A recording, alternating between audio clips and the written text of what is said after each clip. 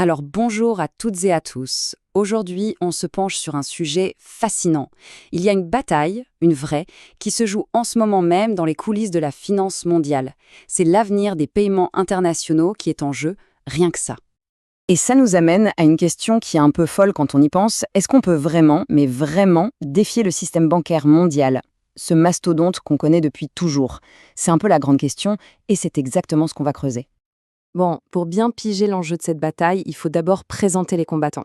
Et le challenger, celui qui veut tout bousculer, c'est Ripple.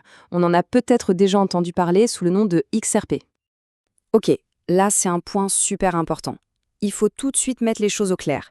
Ripple, ce n'est pas le Bitcoin de monsieur et madame tout le monde. Pas du tout. Pensez-y plus comme un outil de pro, un scalpel de chirurgien, mais pour la finance. C'est fait sur mesure pour les banques, pour les grosses institutions. La question logique, c'est mais pourquoi est-ce qu'ils ont créé un truc aussi spécifique? Eh bien, la réponse se trouve dans un problème que beaucoup connaissent, de près ou de loin, le véritable casse-tête des virements internationaux. Le système actuel, franchement, c'est un peu l'âge de pierre. C'est lent et c'est cher. Quand on envoie de l'argent à l'étranger, il fait un véritable marathon en passant de banque en banque. Chaque étape prend du temps, chaque étape prend une commission. Résultat, ça peut prendre des jours et coûter une petite fortune en frais. C'est ce labyrinthe que Ripple veut faire sauter. Et c'est là que Ripple entre en scène, avec une promesse qui tape pile là où ça fait mal. Deux mots-clés à retenir, la vitesse et le coût. Alors attention, accrochez-vous bien. Quelques secondes.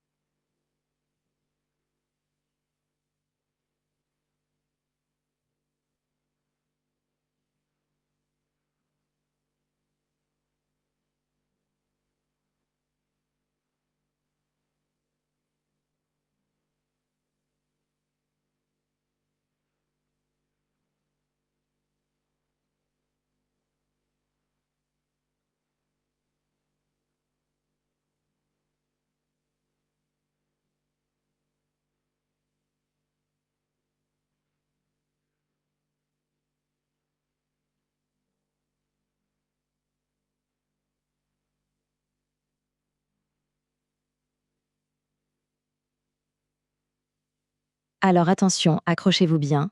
Quelques secondes. Voilà, c'est tout. C'est le temps que met une transaction Ripple pour traverser la planète. On ne parle plus de jours, on parle de l'instant d'après. Ce n'est pas une simple amélioration, c'est une révolution. Et ce n'est pas fini. Comme si la vitesse supersonique ne suffisait pas, il y a le coût, ou plutôt le non-coût.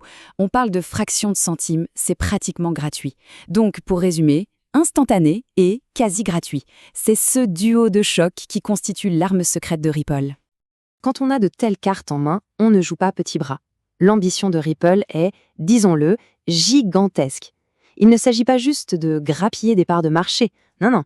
L'objectif, c'est de s'attaquer au roi de la montagne, au mastodonte, le système SWIFT. Et là, c'est écrit noir sur blanc. Ce n'est pas une interprétation, c'est leur but avoué. Remplacer SWIFT, il faut bien mesurer ce que ça veut dire. SWIFT, c'est la colonne vertébrale de toute la finance mondiale depuis 50 ans. Vouloir le remplacer, c'est monumental. Alors, comment on s'attaque à une forteresse pareille? Eh bien, la stratégie de Ripple est plutôt maligne. Au lieu de sortir les canons, ils ont choisi la collaboration. L'idée, c'est d'aller voir les banques et de leur proposer leur système plus rapide et moins cher. En gros, ils construisent leur empire de l'intérieur. Donc si on prend un peu de recul, on a d'un côté un système ancien un peu rouillé et de l'autre une technologie ultra rapide qui frappe à la porte. La question qui se pose, c'est est-ce que c'est juste un nouvel outil ou est-ce qu'on est au bord d'une vraie révolution financière? Finalement, ce qu'il faut retenir, c'est que le statu quo est en train de trembler. Avec des challengers comme Ripple qui entrent dans l'arène, le changement n'est plus une simple possibilité, c'est une quasi-certitude. La seule inconnue, c'est à quoi ressemblera le monde de la finance demain? Est-ce qu'on est en train de vivre, en direct, les premières pages d'un nouveau chapitre pour les paiements mondiaux? La question reste ouverte, et l'avenir nous le dira.